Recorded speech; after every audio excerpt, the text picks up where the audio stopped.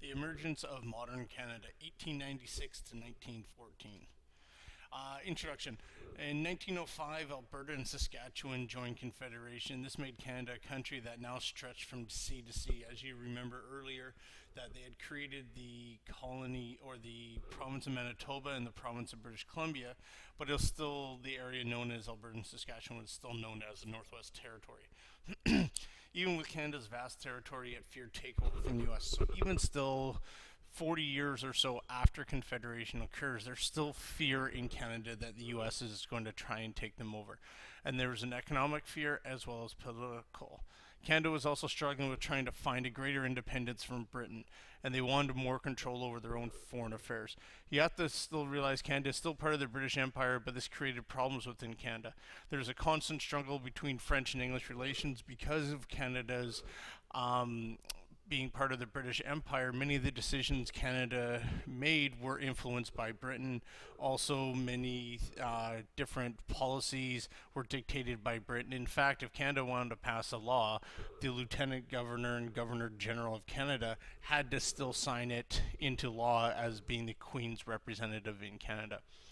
What you also need to realize is there's a starting of a rift between the French and English because of many of the different involvements that Canada was being forced to be involved with Britain.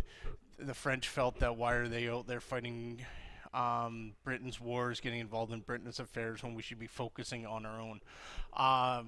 Laurier worked towards bringing the French and English Canadians together as one in Canada.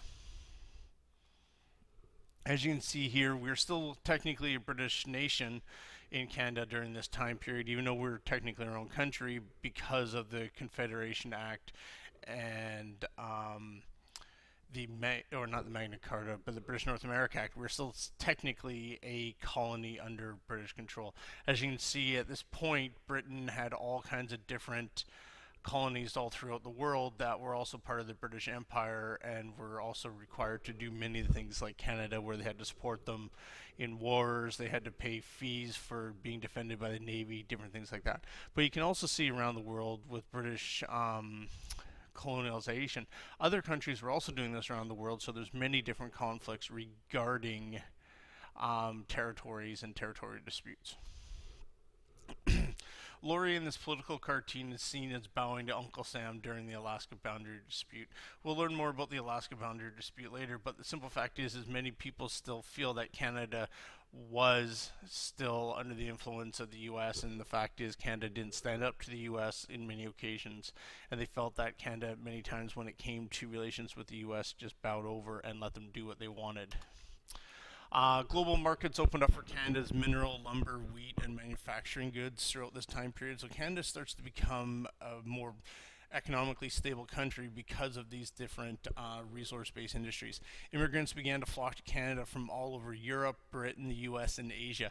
A lot of the people from Europe in particular were trying to escape and start new lives. Same with a lot of the people from Asia. A lot of them were trying to escape overpopulation and lack of availability of jobs.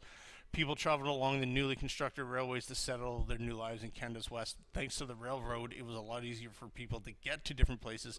Therefore, it allowed way more expansion, way more settlement in the prairies, so that also helps Canada's economy and population. Technology was also beginning to boom. Telephones, wireless radios, cars, planes, and motion pictures. This is all the beginning of the 20th century, the last century, so like 1900 to 1911.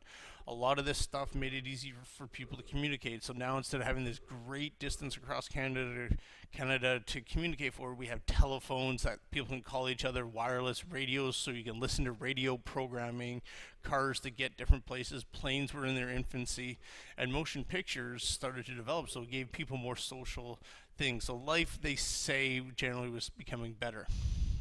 With population growth comes social reforms. Women and Aboriginals began to look for equality and human rights. Labor unions began to pop up on the work site, trying to get workers' benefits, pay, different things like that. Even with the new social reforms, discrimination still did take place. So many immigrants from non-European countries, especially from Asia and South Asia, were still not seen as being equal, and many of the settlers from Eastern Europe were also not seen as being equal. All right. So Wilfrid Laurier, he is the prime minister throughout much of this time period we'll be studying. He's the seventh prime minister of Canada.